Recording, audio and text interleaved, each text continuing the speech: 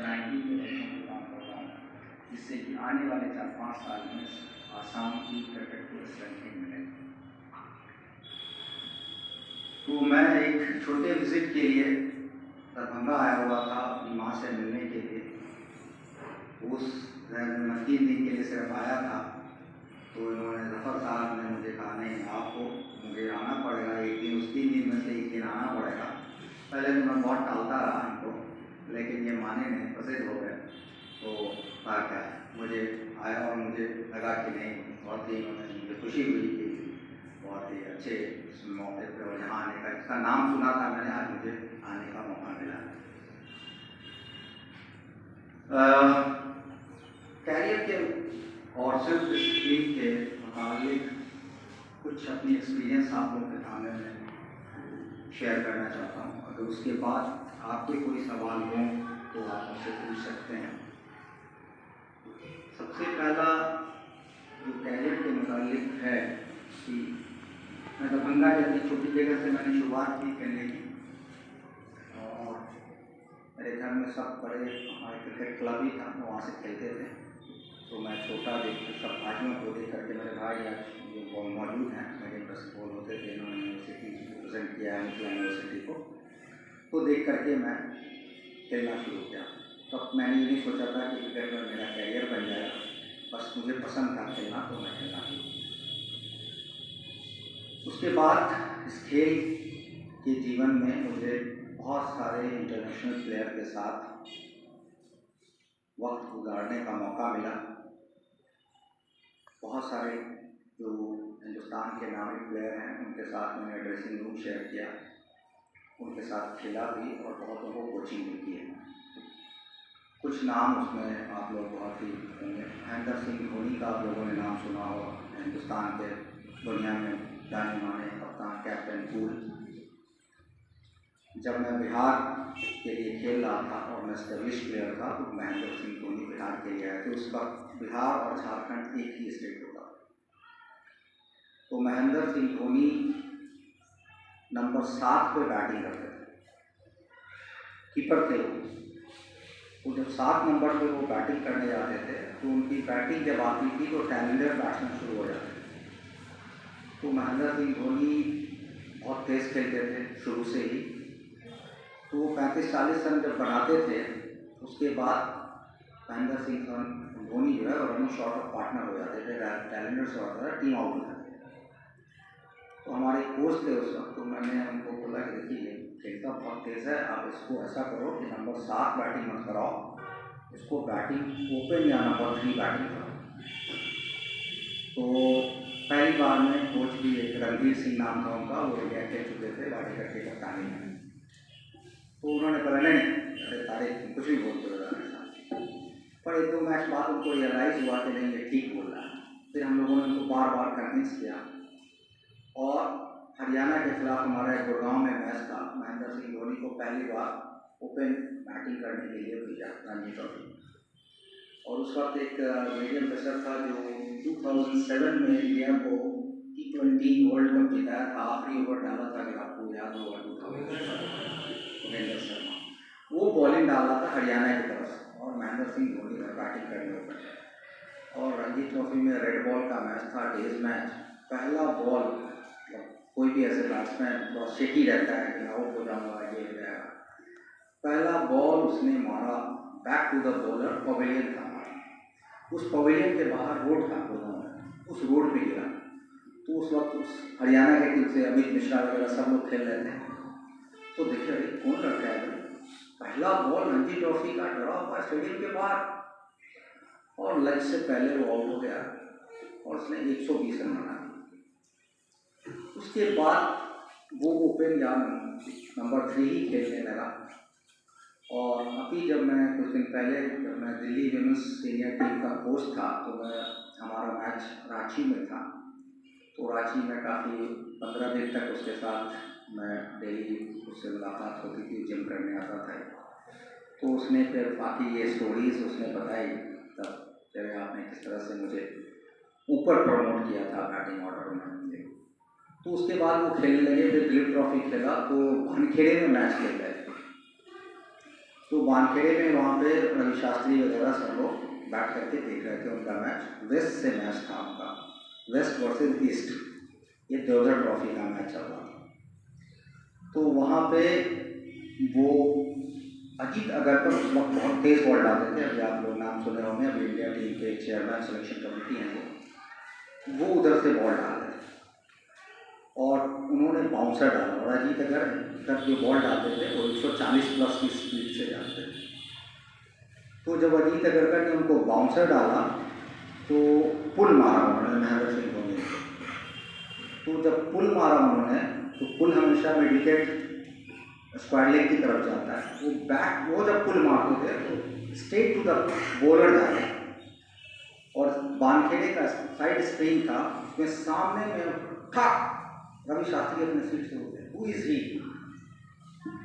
तो वो महेंद्र सिंह धोनी जिसने कभी सोचा भी नहीं था कि इंडिया खेलेगा, लेकिन उसका जो डेडिकेशन और उसमें जो मैं ये सारी स्टोरी आपको इसलिए बता रहा हूँ कि सेल्फ कॉन्फिडेंस, उसने कभी भी, मैंने उसके मुंह से कभी ये नहीं सुना कि मुझे इंडिया के लिए खेलना है। और मैंने इस सवाल को उससे पूछा अभी जब मैं रिसेंटली मिला उससे, तो उसने बोला नहीं, मैंने तो सोचा ही नहीं था, बस मैं इंजॉय करता था और कॉन्फिडेंस उसको बहुत था। इसी वजह से आप उनको बेस्ट फिनिशर का, बेस्ट कैप्टन का, कैप्टन कूल की उपाधियाँ मिली। तो सेल्फ कॉन्फिडेंस जो एक होता है, सेल्फ डिसिप्लिन, वो इंसान को जो वो ड्रीम नहीं भी करता है वो उसमें आला से आला मुकाम पे पहुंचा देता है। तो ये इम्पॉर्टेंट है कि अपने आप में एक सेल्फ कॉन्फिडेंस का होना ज़रूरी है, जिससे कि आपको ज़िंदगी में कुछ भी अचीव करना है तो वो आपको होना चाहिए। क्योंकि आप आज किसी भी फील्ड में लें, एजुकेशन फील्ड में या स्पोर्ट्स फील्ड में, कंपटीशन बहुत है एंड आपके पास सब कुछ है। खास करके स्पोर्ट्स में आजकल हम लोग बात करते हैं, टेक्निक की बहुत बात होती है, ये सीखना वो सीखना, लेकिन उससे ज़्यादा जो आजकल बात है वो मेंटल स्ट्रेंथ की बात है कि प्रेशर है, जैसे एग्ज़ाम का प्रेशर है, बहुत सारे लोग एग्ज़ाम दे रहे हैं, मुझे उसमें कंप्लीट करना है। जो उस प्रेशर को, कई बार होता है कि हमको सब आता होता है पर पेपर देखते हम भूल जाते हैं, टाइम मैनेज नहीं कर पाते, ये एग्ज़ाम में होता है। इसी तरह स्पोर्ट्स में ऐसा होता है कि हमको सारी चीज़ें आती हैं, लेकिन जब हमको प्रेशर आता है बीच में तो हम बिखर जाते हैं, उसको हैंडल नहीं कर पाते। तो वो मेंटल टफनेस एंड हमारा मेंटल ट्रेनिंग ऐसा होना चाहिए, ये जो प्रेशर है उसको हम हैंडल कर सकें। क्योंकि लाइफ के हर एक वॉक में आपको ये प्रेशर आना है, क्योंकि कंपटीशन है तो ये प्रेशर आएगा।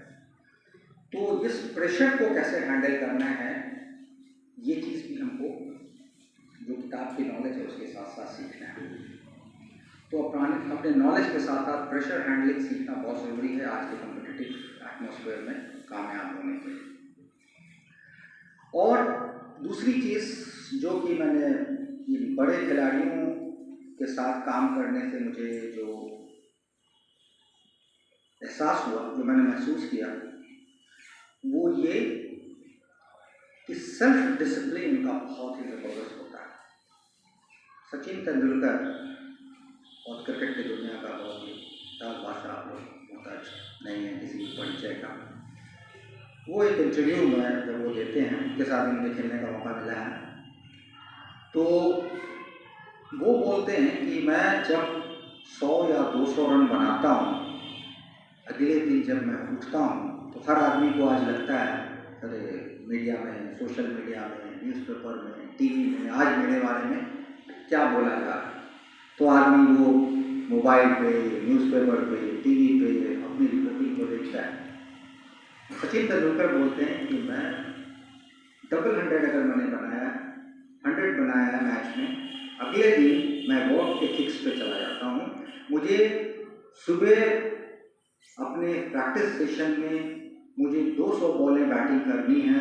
सबसे पहले मैं उठता हूँ, ग्राउंड जाता हूँ, 200 बॉल बैटिंग करता हूँ, फिर जब मैं बैटिंग करके ब्रेकफास्ट के लिए ब्रेक लेता हूँ, तब मैं देखता हूँ कि अच्छा मीडिया ने मेरे बारे में क्या राय कर। उससे पहले मैं ये नहीं देखता हूँ कि पिछले शाम उन्होंने 100 बनाया है, लेकिन अगले सुबह वो फिर उसके लिए पहुँच जाता है। तो ये वर्क एथिक्स है।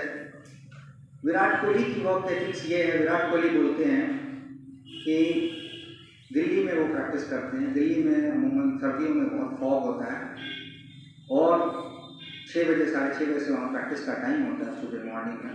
विराट कोहली बोलते हैं कि मैं 5:30 बजे ग्राउंड पहुँच जाता था, अंधेरा होता था, बॉल दिख नहीं होता था, लेकिन बाकी लोग जब आए उससे पहले मैं 100 बॉल खेल चुका होता था।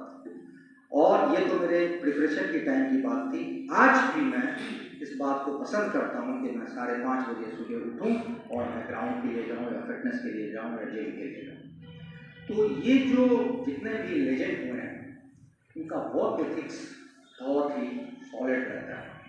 तो अगर हमको कामयाब होना है तो हमको वर्क एथिक्स हमारा बढ़िया होना चाहिए एंड हमको अपने आप में यकीन होना चाहिए एंड मेंटली हम उसको हैंडल कर सकें, उस प्रेशर को जो हमारा प्रिपरेशन है उसको डिलीवर कर सकें, उसको एग्जीक्यूट कर सकें। इस टेक्निक को हमको सीखना चाहिए, तब हम जा करके एक बैलेंस कॉम्पिटिटिव एटमॉस्फेयर के लिए तैयार हो जाएंगे। और उन सब चीज़ों से जो एक और चीज़ इफेक्ट करती है वो करती है चीज़ों को एटमॉस्फेयर का बहुत बड़ा रोल होता है किसी भी सक्सेसफुल इंसान के लिए। तो वो जो एटमॉस्फेयर है, जो आपके सराउंडिंग्स हैं, आप उससे, जैसे हमारे क्रिकेट में क्या बोलते हैं कि एक बैट्समैन है या बॉलर है बहुत अच्छा खेलता है, लेकिन अगर वो 1 मैच या 2 मैच या 3 मैच में फेल हो जाता है तो फिर हम उसको क्या एडवाइस करते हैं कि तुम्हारी मतलब मैं सब कुछ अच्छा है, मेरा प्रिपरेशन अच्छा है, मेरा वर्क एथिक्स अच्छा है, फिर भी मैं परफॉर्म नहीं कर पा रहा हूँ। तो हम उसको क्या एडवाइस करते हैं, तुम्हारे सराउंडिंग्स कौन है, तुम किन लोगों के बीच रहते हो, वो कैसे बात करते हैं, वो निगेटिव है या पॉजिटिव लोग हैं। कुछ लोगों की पर्सनालिटी होती है जो हर एस्पेक्ट में वो निगेटिविटी को देखते हैं और कुछ लोग होते हैं जो बहुत पॉजिटिव होते हैं। तो अपनी सराउंडिंग्स हमको उन लोगों के बीच रखनी है जो पॉजिटिव लोग होते हैं। जब आप टफ कंडीशन में भी हो, उन लोगों के साथ आपको वक्त गुजारना है जो आपको ये बोले नहीं कोई बात नहीं है, आप कर सकते हो, वो आपकी पॉजिटिविटी को दिखाते हैं। तो वो एक इम्पॉर्टेंट सराउंडिंग्स, जो एक हेल्दी सराउंडिंग्स होती है, वो इम्पॉर्टेंट है। एंड आई एम श्योर कि ये जो फाउंडेशन है वो, इसका नाम शायद इसी वजह से है कि ये फाउंडेशन एक अच्छी सराउंडिंग्स, एक हेल्दी कॉम्पिटिटिव एटमॉस्फेयर आपको देता है, जिससे कि आप अपने करियर में आगे एक्सेल कर सकें, प्रोग्रेस कर सकें और कामयाब हो सकें। Thank you very much. और मैं तो मैं कोई भी क्वेश्चन हो आपका तो आप मुझसे पूछ सकते हैं। स्पोर्ट्स के कंसर्न में अगर आप कुछ भी पूछना चाहते हो तो आप पूछ सकते हैं।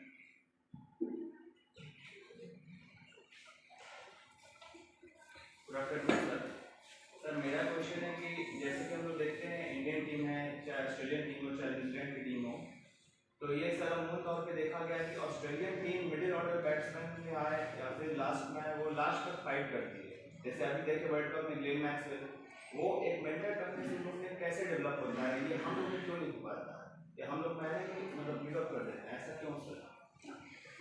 ये जो आप बात बोल रहे हैं, इसमें अब इंडियन टीम ऑस्ट्रेलिया को मैच करती है मेंटल टफनेस में, और इसका उदाहरण आप देखेंगे जब हम वर्ल्ड कप खेल रहे थे साउथ अफ्रीका में, तो हम सब लोगों ने ये उम्मीद छोड़ दी थी। ये अभी जो T20 साउथ अफ्रीका के खिलाफ जब हम वर्ल्ड कप खेल रहे थे और हम लोग जीते, उसमें 30 बॉल में 30 रन चाहिए था।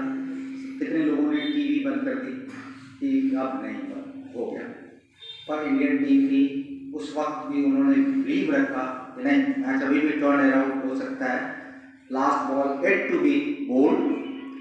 तो वो रहे और उस वक्त जो लीड किया रोहित शर्मा ने और जो कैच पकड़ा सूर्य कुमार ने, ये अपने आप में एक दर्शाता है उस वक्त जो बुमराह ने ओवर डाला, उस कंडीशन में उसको विकेट चाहिए, और एज ए कैप्टन नॉर्मली हम क्या करते हैं, किसी को भी बोले अपना मेन बॉलर को हम 19वां या 20वां ओवर कराते हैं कि लास्ट में जो होगा, लेकिन एज ए कैप्टन उसने 17वां ओवर बॉलिंग कराया और उसका लास्ट ओवर था। It was a big Gamble, but उसने उस पर भरोसा किया और बुमराह ने वो डिलीवर किया तो ये चीज़ें पहले थी हमने, आज हम वर्ल्ड में क्रिकेट में लीड कर रहे हैं। तो उसकी वजह ये है कि अब हम मेंटली हम भी बहुत टफ हो गए हैं, और उसकी वजह ये है कि पहले हम बाहर में जाकर के अच्छा नहीं करते थे।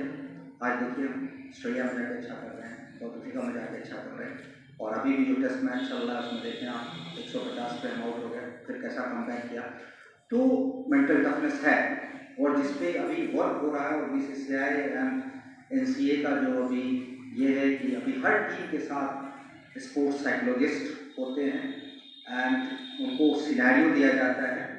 और पहले क्या होता है कि आपका जो सवाल है कि मेंटल टफनेस को कैसे डेवलप किया है, तो मेंटल टफनेस ऐसे डेवलप होगा जब तक आप उस सिचुएशन में अपने आप को जाएंगे नहीं, उसको एक्सपीरियंस नहीं करेंगे, तो आप पढ़ के सुन के मेंटल टफनेस डेवलप नहीं हो सकता, क्योंकि एट द टाइम आपको फ्रंट में वो चीज़ हैंडल करनी है।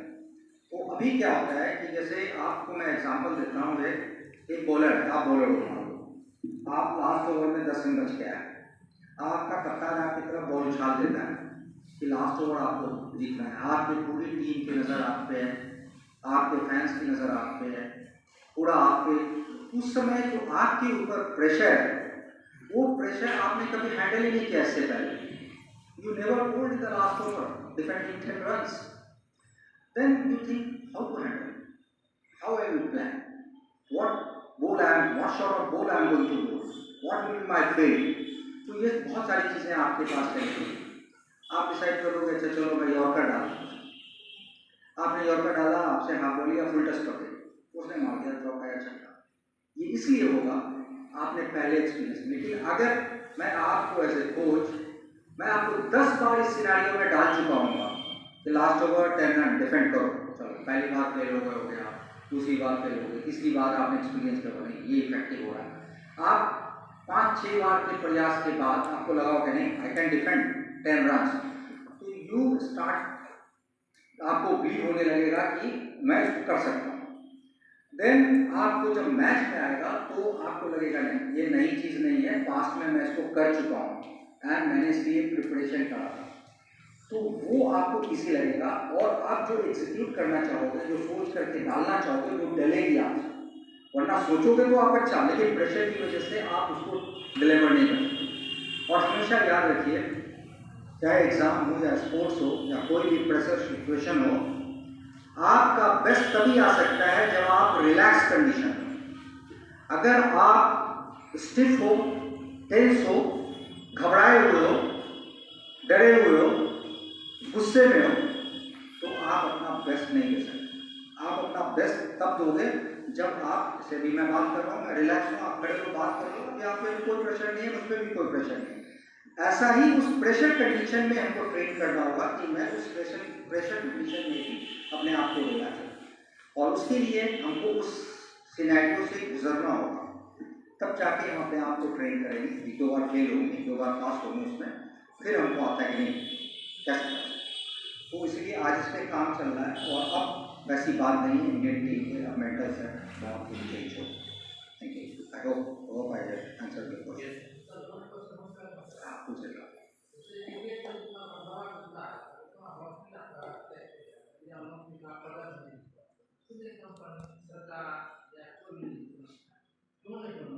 बहुत अच्छा सवाल पूछा है इन्होंने कि हॉकी हमारा राष्ट्रीय खेल था, और एक वक्त हॉकी ग्लोरी थी, और मुझे हॉकी के एक बहुत लेजेंड के साथ मैंने बहुत वर्षों काम किया है, और उनके साथ बहुत वक्त गुजारा है। उनका नाम आपने हिंदुस्तान के कप्तान रहे हो, ज़फ़र इकबाल साहब का नाम सुना होगा, और वो भी इंडिया में हमारे साथ काम स्पोर्ट्स डिवीजन में थे, तो हमने उनके साथ बहुत वक्त गुजारा है। तो ये मैं क्रेडिट देना चाहूँगा इस बात के लिए BCCI के बोर्ड को, कि हॉकी का जो बोर्ड है अपने आप को, जब हॉकी ही थी, क्रिकेट का कोई वह वैसा वजूद नहीं था, तब अपने आप को बोर्ड ने उस तरह से संभाला नहीं।